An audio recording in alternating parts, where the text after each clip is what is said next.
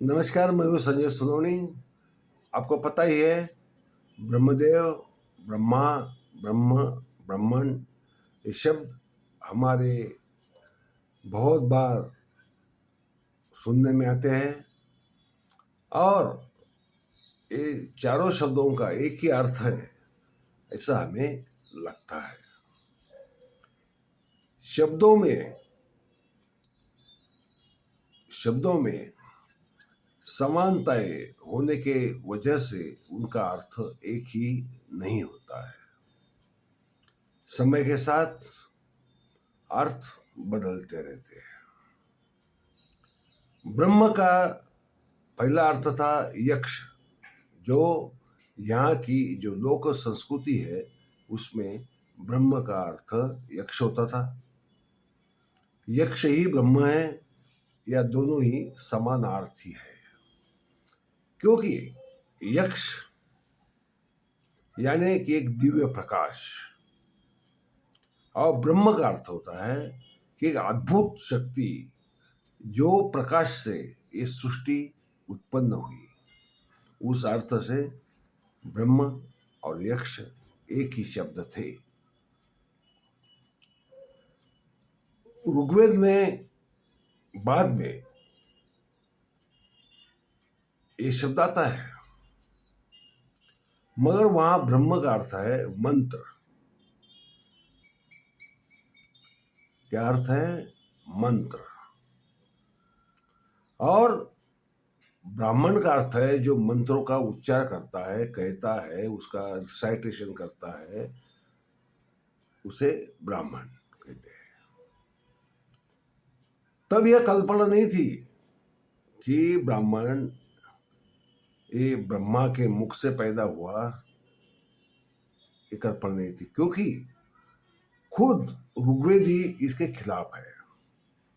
पुरुष सूक्त में नाम ही पुरुष सूक्त है, ध्यान में रखिए। ब्रह्म सूक्त नहीं है, पुरुष सूक्त है। पुरुष सूक्त में क्या लिखा गया है? ऋग्वेद के दशम मंडल के इस सूक्त में कि पुरुष का यज्ञ में बलि दिया गया। पुरुष का, ब्रह्म का नहीं, पुरुष का, यानी किसी व्यक्ति का, भले वो दिव्य व्यक्ति हो या आम व्यक्ति हो, कोई भी हो, और उस पुरुष का बलि जो दिया गया है, और उसके सर से क्या निकला? तो ब्राह्मण निकला। कंधों से क्या निकला? तो क्षत्रिय निकला। पेट से क्या निकला? तो वैश्य निकला। और पैरों से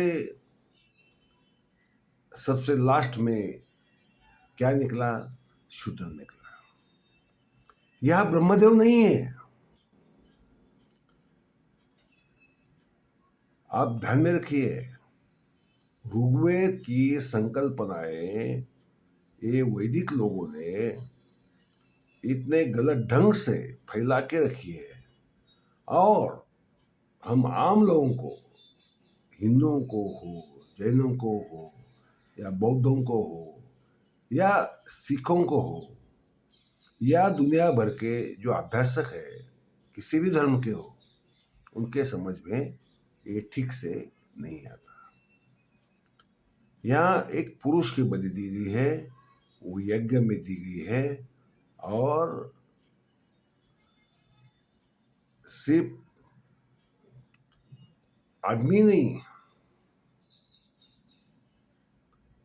बाकी अगर इस यज्ञ को ये कहा जाए कि सृष्टि निर्मिति का यह सिद्धांत है, तो बाकी जीव सृष्टि आई कहाँ से? ये सवाल ना वैदिकों को पड़ा, ना हिंदुओं को पड़ा। तो यह भी ब्रह्मदेव नहीं है, यह पुरुष है, स्त्री नहीं है। ध्यान में रखिए, क्योंकि वैदिक धर्म में स्त्री का स्थान बहुत ही घटिया है। स्त्री को कोई महत्व है ही नहीं।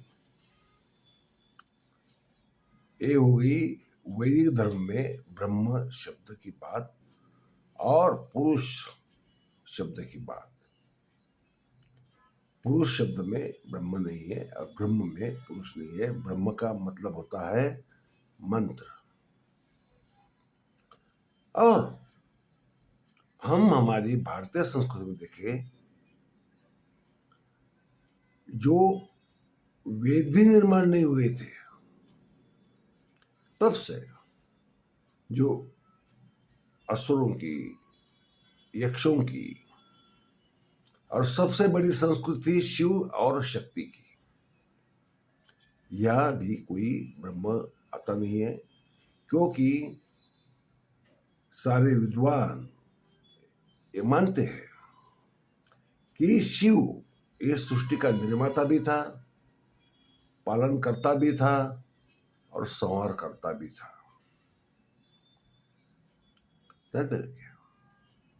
यहां भी ब्रह्म देव का कोई संबंध आता नहीं। बाद में जैन धर्म में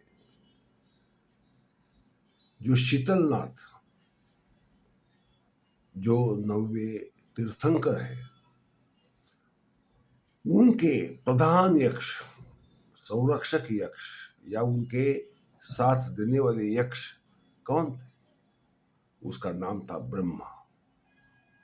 ये ब्रह्म यक्ष, आप देखिए, सारा इंटरनेट ढूंढ के देखिए, आपको पता चलेगा कि जो मैं कह रहा हूं वो सच कह रहा हूं।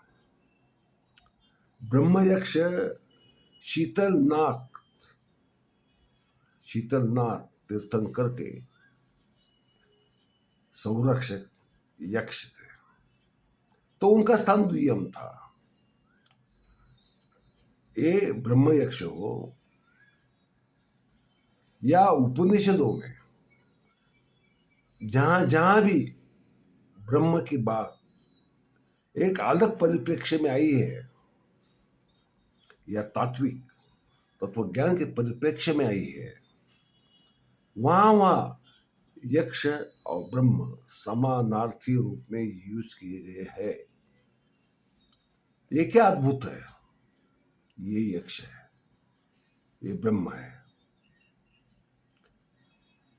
समझिए आप, ये यक्ष है, ये ब्रह्म है, ये अद्भुत है। इस अद्भुतता को, इस विश्व में अनुभव में आने वाली अद्भुतता को एक दिव्य स्वरूप देकर अपनी आत्मा और उससे भी बड़ी कोई जो भी कोई शक्ति है उसे ब्रह्म कहा गया है, जो सृष्टि के निर्मिति का कारण है। वो कोई व्यक्ति नहीं है, वो कोई परमात्मा नहीं है, धर्म वो कोई व्यक्ति नहीं है, परमात्मा बिल्कुल नहीं है, उसे ब्रह्म कहा गया है। तो ब्रह्म यानी मंत्र और ब्रह्म यानी सृष्टि का निर्मित तत्व और ब्रह्म यानी यक्ष। और यक्ष संकल्पना बहुत पुरातन है। और दूसरी बात, बहुत महत्वपूर्ण बात, ऋग्वेद में सृष्टि निर्माता कौन है? ध्यान में रखिए, ध्यान में लीजिए। ऋग्वेद में या वैदिक साहित्य में सृष्टि का निर्माता है प्रजापति, ब्रह्मदेव नहीं है। ब्रह्मदेव नहीं है, कौन है? प्रजापति है। यहां तक कि जो विष्णु के 10 अवतार माने जाते हैं आजकल, पहले तो 24 भी थे, 24 से 10 तक कैसे आए पता नहीं, मगर जो भी हो, ये अवतार देने का काम पहले प्रजापति का था। और पहले जो 3 अवतार है, कुर्म अवतार, मत्स्य अवतार, वराह अवतार, ये प्रजापति के थे, उनका ब्रह्मदेव के साथ कोई संबंध नहीं है। मगर बाद में ये अवतारों का काम विष्णु, जो ऋग्वेद की एक दुय्यम देवता थी, उसके ऊपर सौंपा गया। 3.5 सूक्त है विष्णु के, मगर बाद में 3री-4थी सदी के बाद एक काम दिया गया विष्णु को, और ये सारे अवतार विष्णु के नाम पे थोपे गए। इतना ही नहीं, ये अवतार में पहले तो ठीक है, मत्स्य अवतार है, कुर्मा अवतार है, वरा अवतार है। इन्होंने क्या किया, जो लोक धर्म के जो महापुरुष थे और लोक धर्म से आई समण संस्कृति, जो महान पुरुष थे, उनको विष्णु के अवतार बतलाना शुरू किया। इन्होंने एक तरह से सांस्कृतिक रूप से, सामाजिक रूप से इतना बड़ा एक ढंग का अनाचार मचाया कि जिसकी तुलना आज हम हिटलर से भी नहीं कर सकते। और गोबेल्स की जो नीति थी कि एक झूठ बार बार बताते रहो, बताते रहो, बताते रहो, तो लोगों को सच लगने लगता है।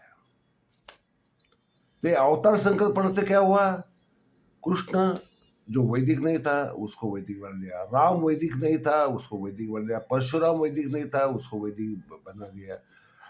यहाँ तक इनकी मजाल यहाँ तक गई कि बुद्ध को भी विष्णु का अवतार बतलाया। इनका दुर्भाग्य है वैदिक लोगों का, ये संकल्पना उनकी बुद्ध के बारे में सफल नहीं हुई। नसीब है कि उनकी हिम्मत नहीं हुई कि महावीर को भी विष्णु का अवतार बना दे, या पार्श्वनाथ जी को भी विष्णु का अवतार बता दीजिए। ये हिम्मत इनमें नहीं हुई, क्योंकि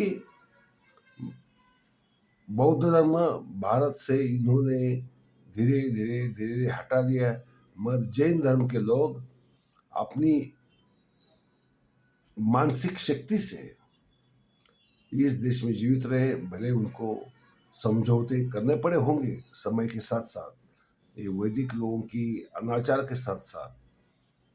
मगर ब्रह्म की बात जब हम करते हैं तो ब्रह्म का मतलब होता है यक्ष,